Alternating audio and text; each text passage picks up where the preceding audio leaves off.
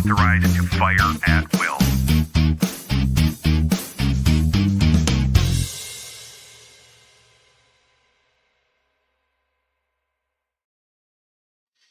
Hey, thanks for stopping by. It's TC and Friends Monday Night Musings, Season 4, Episode... Geez, what did I end up... Episode 6. Yeah, Season 4, Episode 6 of TC and Friends Monday Night Musings. We're going to be doing a breakdown of Deputy Christopher Flatten from Kandiyohi County. We're going to be listening to the audio recording set to video of Deputy Christopher Flatten refusing to comply with a warrant for his blood and urine. So we'll be doing that breakdown. But before we get too far into that, I want to thank you guys for being here. I want to thank you guys for being show supporters, channel supporters. If you haven't yet become a member of the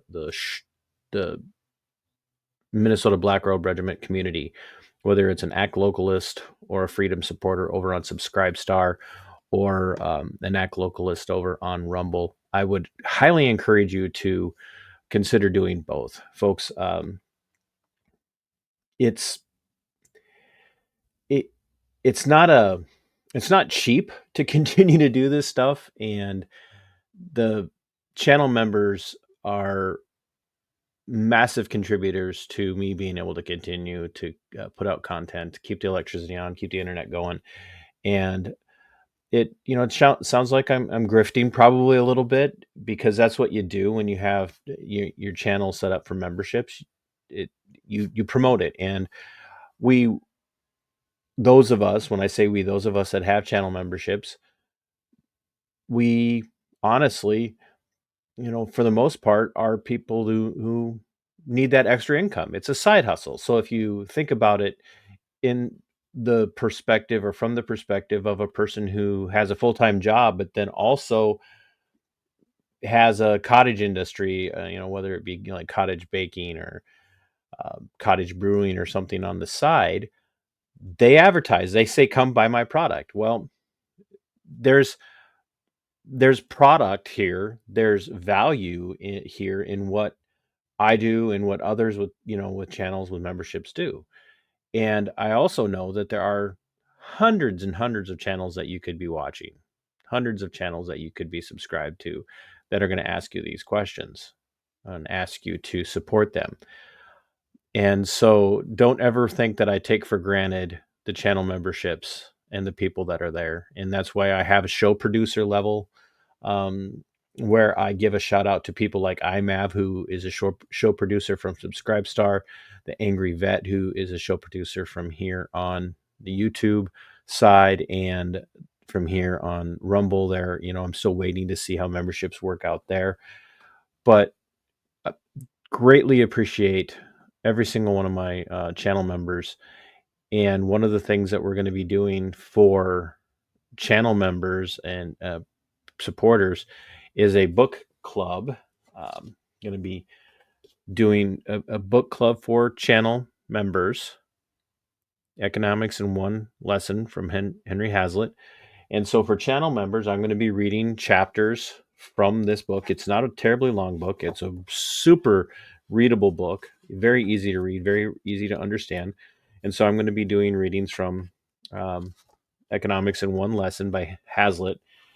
And then after we do a few chapters of that, then we're going to come back and we'll have, on a weekend, we'll have a live conversation where you can either come on camera or audio, and we can discuss what we've read together, what we've learned together. And the nice thing about this is it's not going to require you to buy the book. It's not going to require you to download the book and listen to it. It's simply going to be you listening to the book as I read it, and making notes or writing down questions, and being able to come back in, and then we'll have a discussion about it. And the reason this is important is this is part of why I fight for liberty, is the economic side of what that means.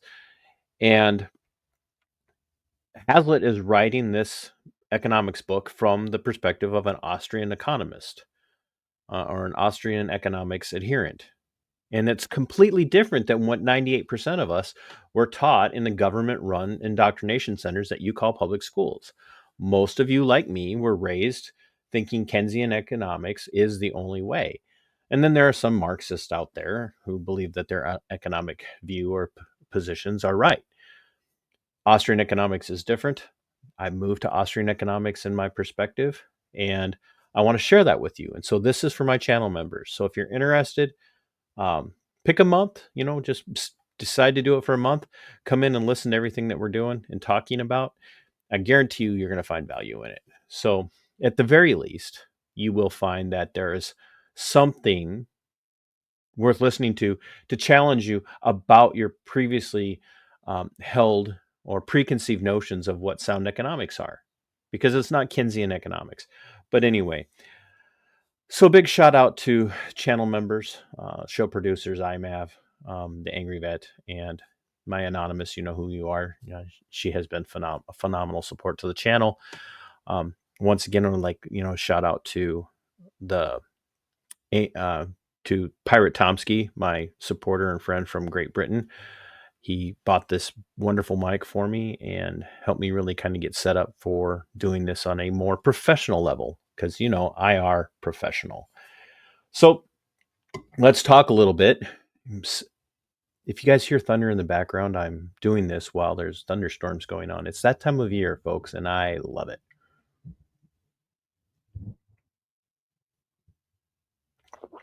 That was perfect timing. I wasn't even planning that. But maybe you didn't hear the noise cancellation, might have taken that out. But as you are well aware, last year in July, Deputy Christopher Flatten, formerly of the Wilmer Police Department, did get drunk on duty while working for the Kandiyohi County Sheriff, Eric Tollefson, did indeed drive his cruiser at an incredibly high rate of speed for a very long time, but reported by several people for his driving and his condition, non-law enforcement civilians. As you guys know, Deputy Megan Dimler was aware of his drunken state that day and did nothing about it. She did not talk about it with anyone that we're aware of until after the accident, when she then presented herself for an interview with State Trooper Argabright from the Minnesota State Patrol. But as you guys will be hearing, we have audio now of multiple state troopers and not just Deputy Dimler, Kandiyohi County, but of multiple state troopers acknowledging that they had heard from others, even the life flight crew, the medevac crew, that the odor of alcohol was extremely strong. And last week we dropped Trooper Argabright's video, and we're going to have another video coming up here very shortly, showing even more of that content of state troopers getting information about Christopher Todd Flatten, being drunk. And make of it what you will, folks, but there are some things that we need to talk about when it comes to how he was handled. And once again, props to the Minnesota State Patrol for actually stepping up and making sure that he was charged, doing everything they could in their power to make sure he was charged. But in the audio that you're going to hear today, you are going to hear a member of the law enforcement community in the state of Minnesota be confronted with his crime. And I'm not going to say alleged crime, because at this point he has now taken a plea deal and confessed to his drunken state. So he's going to be confronted with his crime, be confronted with what he's being investigated for, and then refuse to comply with any tests. And as a deputy, as a near 20-year veteran of the law enforcement career field in the state of Minnesota, even though he is investigated, he's treated with kid gloves, and he refuses even not only to provide tests, but to comply with a warrant. And we'll talk about that after we listen to this. So, without any further ado,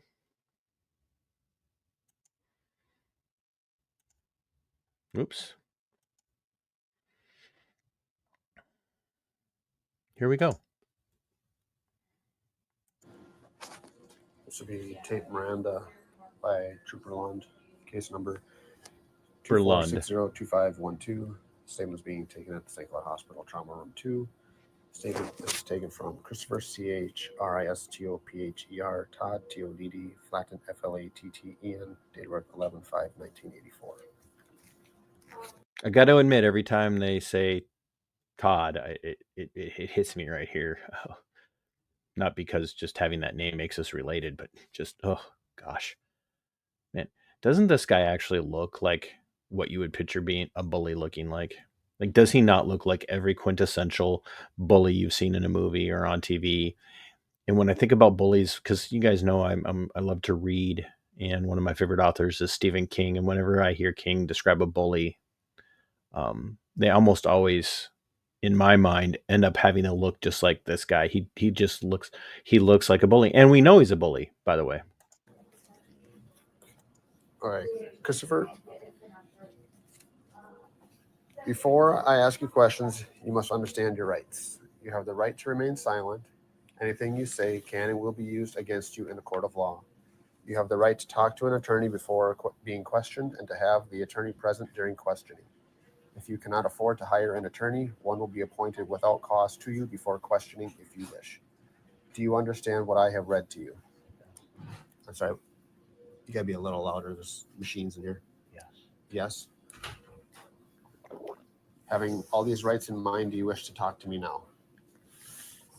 You can just lay your head down, okay? What's going on?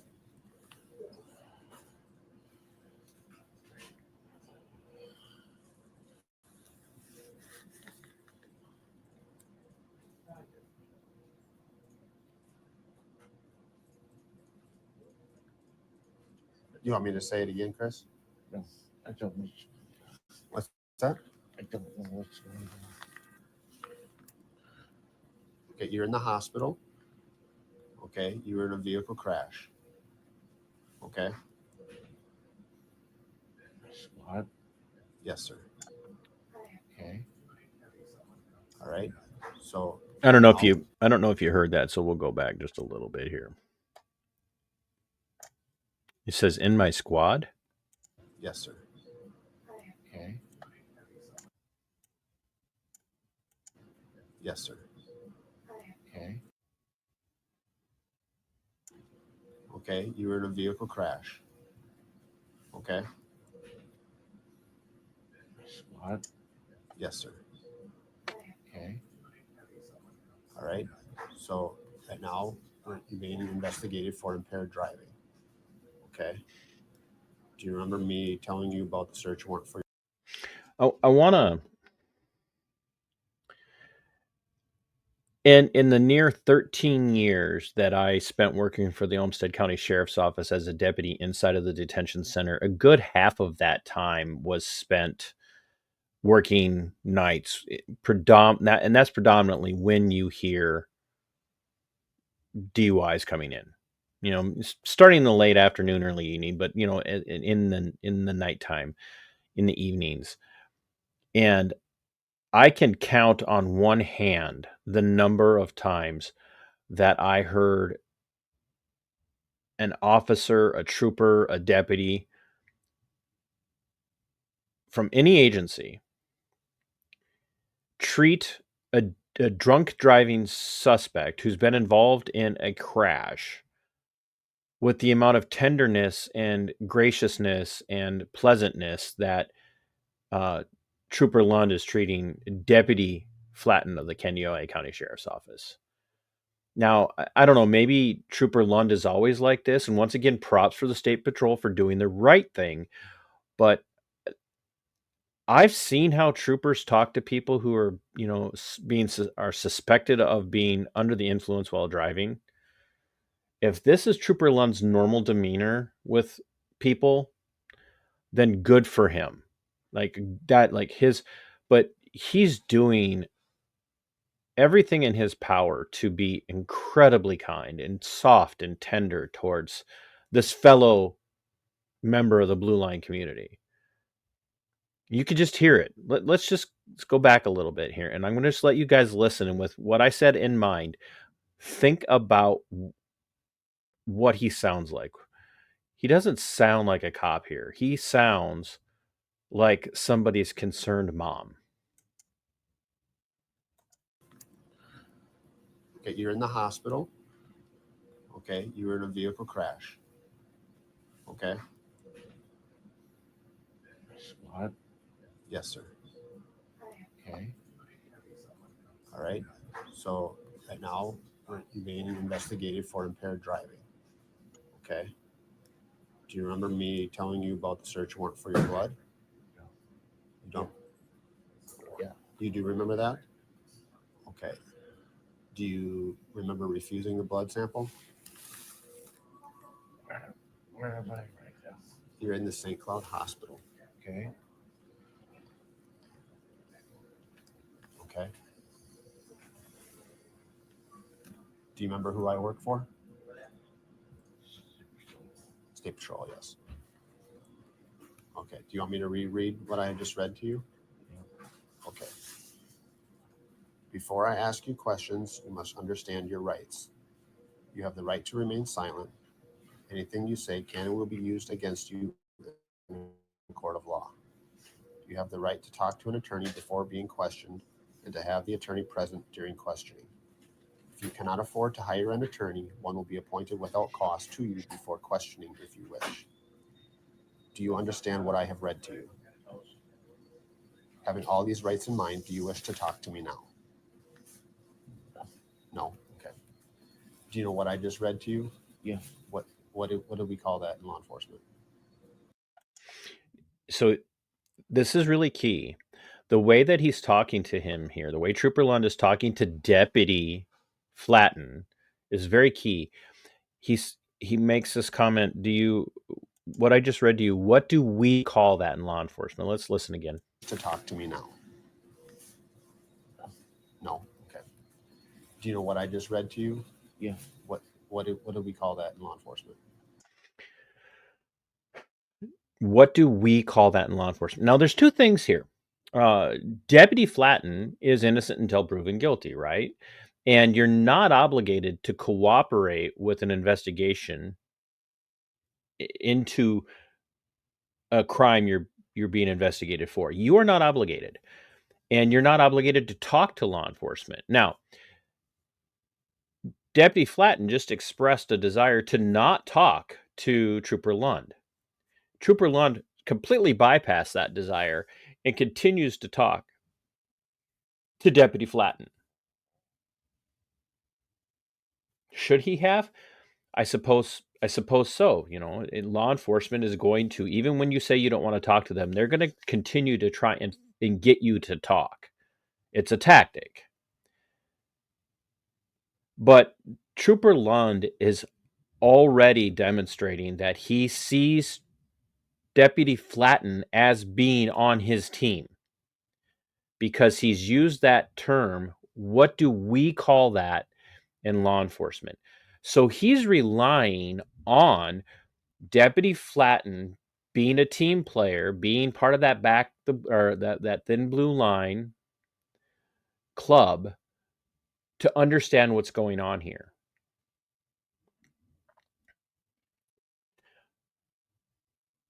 I believe he is being treated, even though he does end up getting charged, I do believe he's being treated somewhat with kid gloves. So I want you to listen to that one more time. Do you wish to talk to me now? No. Okay. No. Okay. Do you know what I just read to you? Yeah. What do we call that in law enforcement? I would call it like said part of the breath test advisory. No. What I read to you is your Miranda warning. Okay. Okay. Like I said, you're being under arrest and investigated for impaired driving. Okay. Okay. So that's why there was the search warrant for your blood. Okay. Do you still want to refuse providing us a sample with your blood with that search warrant? What? Yes, I do. Yeah. Okay. Do you want to give us a urine sample with this search warrant? Or are you still refusing to provide the urine sample? I will not. You will not provide I that? will not. Okay. I don't. I just wanted to make sure I'm clear. I just.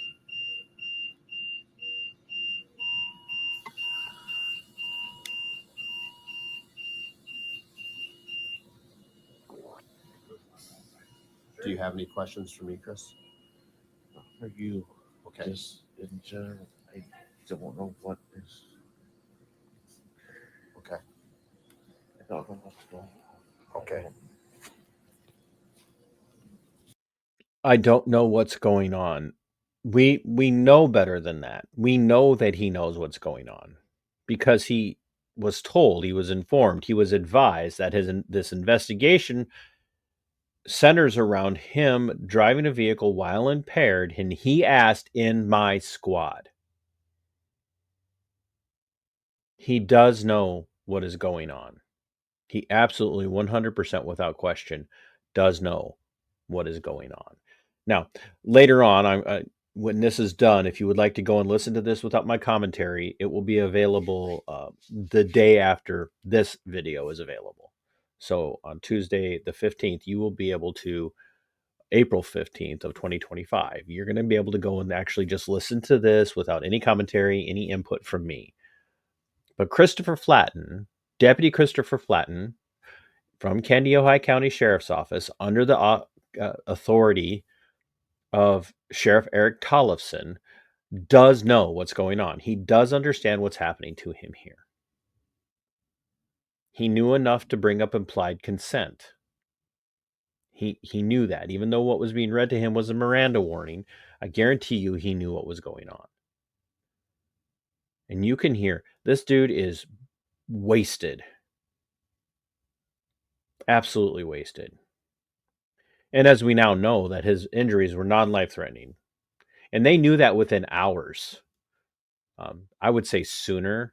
I believe that the helicopter was, for lack of better terminology, it was a little premature.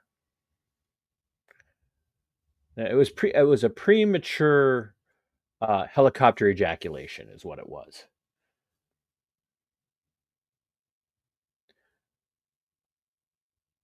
And even though the State Patrol is doing their job, they're treating him with kid gloves. Very tender, very gentle with him. Like, this dude is being mothered. The nurse sounded more stern with him than this trooper did.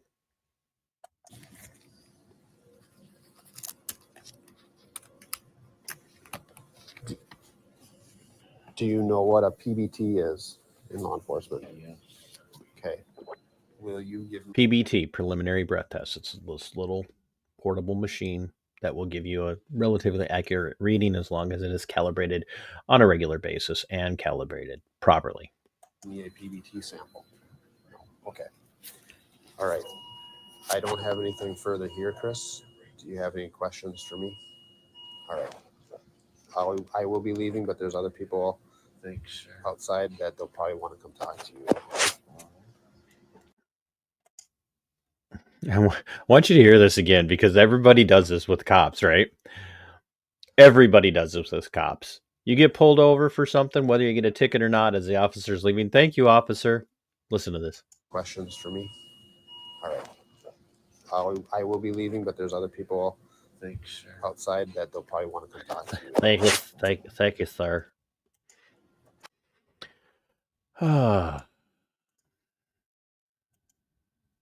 So, folks, we're gonna take a look at some Minnesota state statutes now.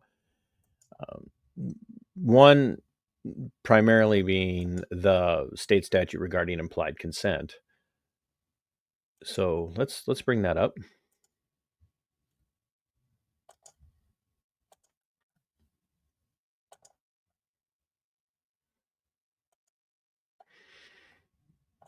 So this is Minnesota state statute 169A.51, chemical test for intoxication. Implied consent conditions election of test. Any person who drives, operates, or is in the physical control of a motor vehicle within this state or any boundary water of the state consents, subject to the provisions of sections 169A.50, yada, yada, yada, and section 169.20, yada, yada, yada, to a chemical test of that person's blood, breath, or urine for the purpose of determining the presence of alcohol, a controlled substance, or its metabolite, cannabis flower, a cannabis product, a lower potency edible, yada, yada, yada. So basically what this is saying is the TLDR, too long didn't read. If you're going to drive a vehicle, if you're going to operate a vehicle, whether it be for just traveling or for commercial use, whatever the case might be, you are giving up. Notice it doesn't say if you possess a license to drive. It says if any person who drives, operates, or is in the physical control of a motor vehicle within this state or any boundary water of the state consents. So if you're in a vehicle in this state and you have control of it, you give up your right, your natural right to refuse to take part in an investigation into you. And if you refuse to take part in the investigation into you, you could be charged with subsequent crimes.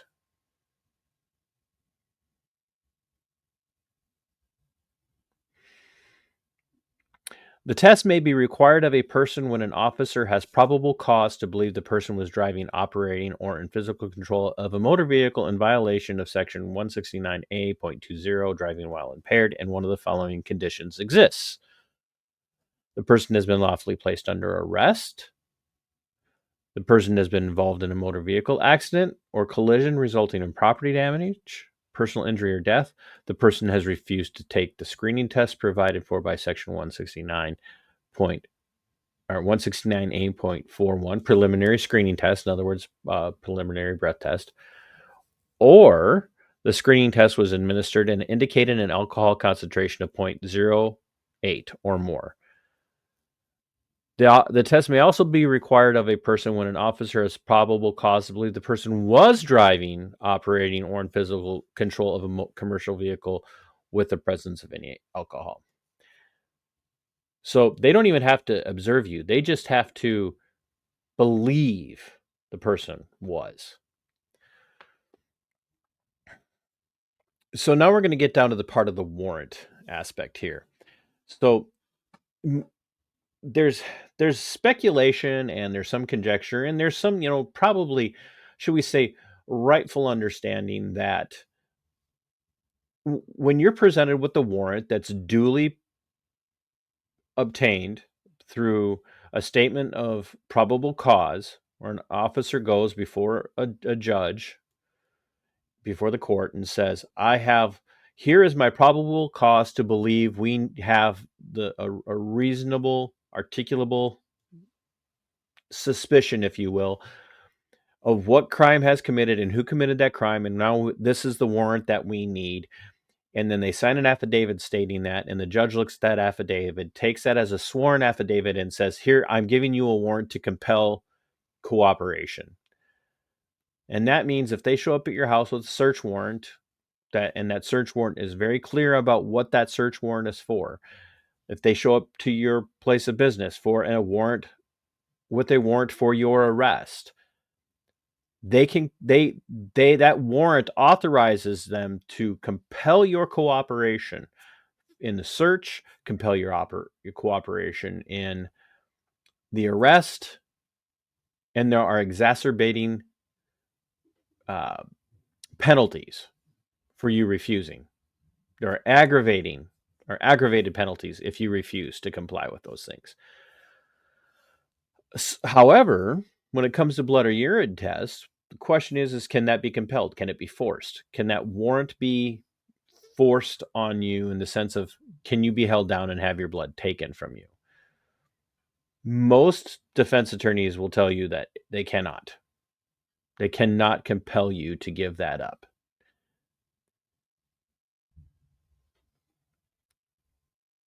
I promise you that they're going to come at an average non-law enforcement civilian a lot harder than they come at Deputy Christopher Flatten of the Kandiyohi County Sheriff's Office.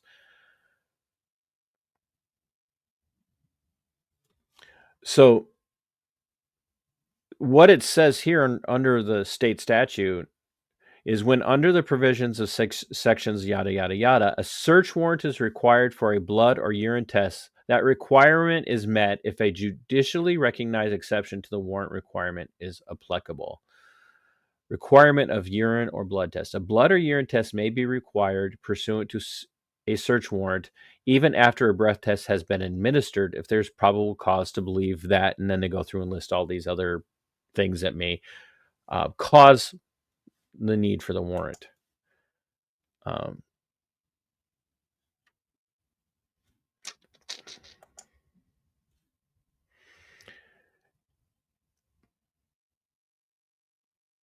So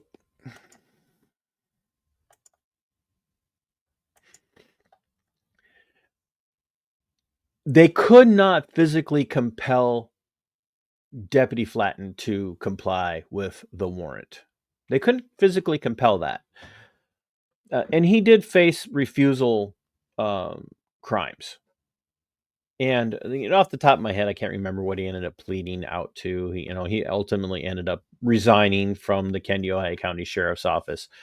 We know that. Like if you've looked into this now because I've started to tell this story, great. You can ascertain that he is no longer working in law enforcement as of right now in the state of Minnesota.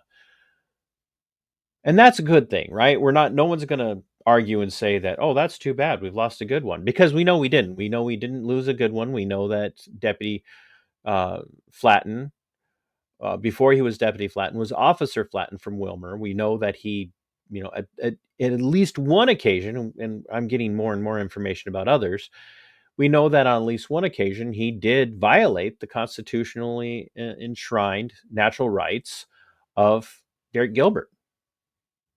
He and a bunch of others, 5 or 6 others, many of them from the Kandiyohi County Sheriff's Office, were involved in beating the crap out of Derek Gilbert back in 2022. And the link to the playlist detailing all of this stuff about Deputy Flatten is in the description of this video. So we know he's not a good guy. We know it's a good thing that he's not working in law enforcement anymore. But the question remains is, will he ever work in law enforcement again?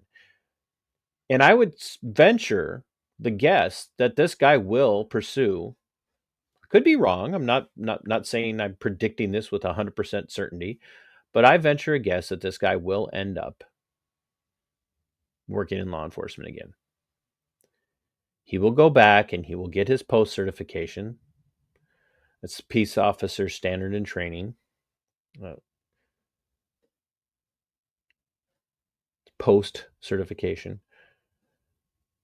He will go back and get his certification. He'll get his license to be a law enforcement officer in the state of Minnesota. He'll get it back, or he'll move to another state that will overlook his indiscretions, his foibles, his peccadillos. And we see this happen over and over again just in this region, because from Meeker County, Deputy Roger Muffley got a DUI in Kandiyohi County back in February of 2024. And he had previously been an officer in Texas, where he willingly gave up his license in Texas because of accusations against him while he was a school resource officer. Now, we aren't privy to what those accusations are, and I'm still digging to try and find out what those are, but it's like playing hell to get that information.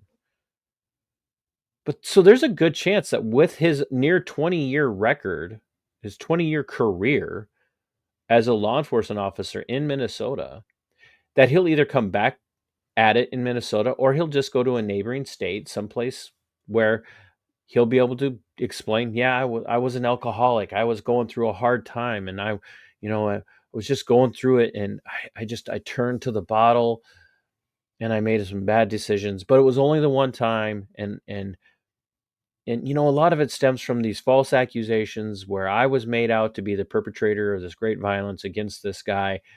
And you know, it's just, it was too much. And it, you know, I really felt like I was experiencing trauma. It might have been post-traumatic stress. In fact, I have a diagnosis of post-traumatic stress, and my doctor's cleared me, you know, and has said that I'm good to go. But, you know, you wouldn't want to rob me of being a public servant, would you? So, I mean, there's a high likelihood that this guy, and you just knowing what we know about what he did to Derek Gilbert, knowing that we, you know, heard testimony from, you know, Megan Dimler, Deputy Megan Dimler, that not only did the day that he have this incident happen, she had smelled the alcohol on him on other days previous to this.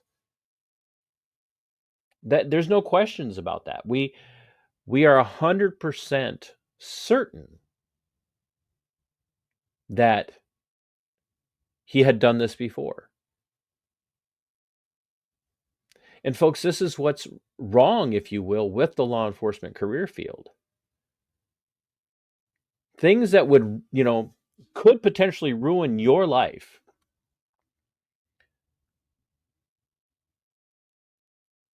could cost you your job, maybe even cost you your career. I have some friends that work through the Mayo Clinic, and there are positions in the Mayo Clinic you so much as get, you know, a hint of a DUI, and you're done.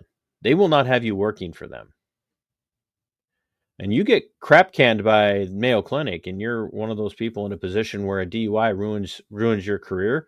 You are not going to stay in the career field you were in anywhere in the country, especially if it's the Mayo Clinic that's gotten rid of you. But in law enforcement, these people bounce from town to town, community to community, county to county, agency to agency. They might spend a little bit of time, you know, licking their wounds and nursing themselves back to respectable status in some town somewhere. But sooner or later, they end up back in the field. They always end up coming back, if you will, landing on their feet and getting themselves back in the career field. Regardless of their indiscretions, regardless of their peccadillos, regardless of their poor choices.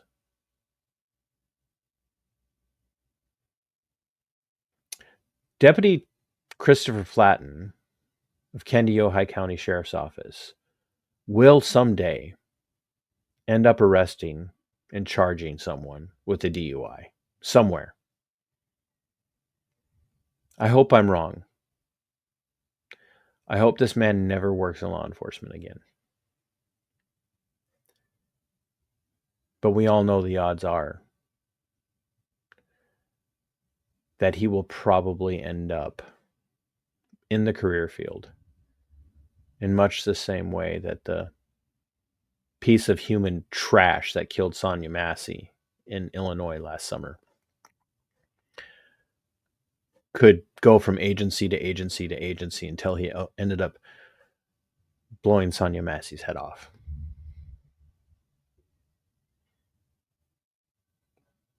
Let's hope and pray, or trust in karmic justice if you're one of those people, that Deputy Christopher Todd Flatten of the Kandiyohi County Sheriff's Office is never allowed behind the wheel of a law enforcement wage slave taxpayer funded vehicle ever again, and that he's never given the authority and the power to abuse his fellow civilians at the behest of some state agent actor,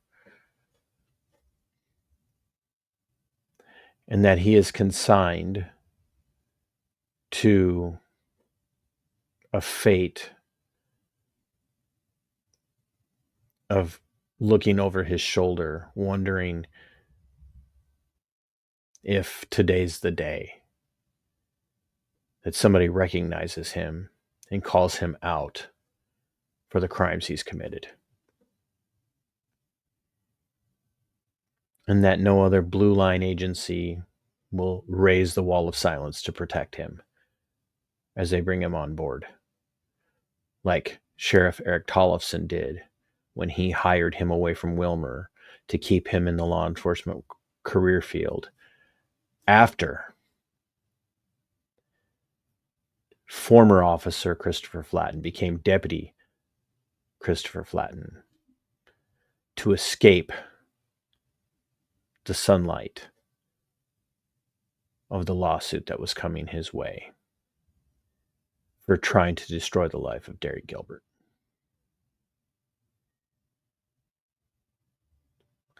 What goes around comes around, Christopher Flatten. And I hope it comes around next for you, Sheriff Eric Tollefson. Because you created this beast. You allowed this to happen on your watch.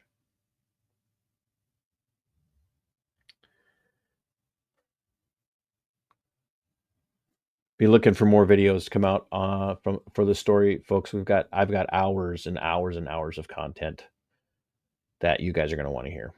So, my friends, until next time, check out the memberships. The book club thing is going to be a lot of fun. I think you guys are going to like it. Like the video, comment on the video, share the video. Let's keep the memory of Christopher Todd Flatten as a corrupt law enforcement agent in the state of Minnesota under the authority of Sheriff Eric Tollefson. Let's keep this story alive. Let's make it so that he cannot escape scrutiny and then he never gets back into law enforcement again. So help keep this going. And my friends, until next time, fight for your liberty. It is yours. Fight for your freedom. It belongs to you. Sic Semper Tyrannis. We are going for liftoff in T-minus 30. Stand by for further instructions, Minnesota Black Robe Regiment. Secondary guidance systems engaged. Minnesota Black Robe Regiment, it will be on my mark.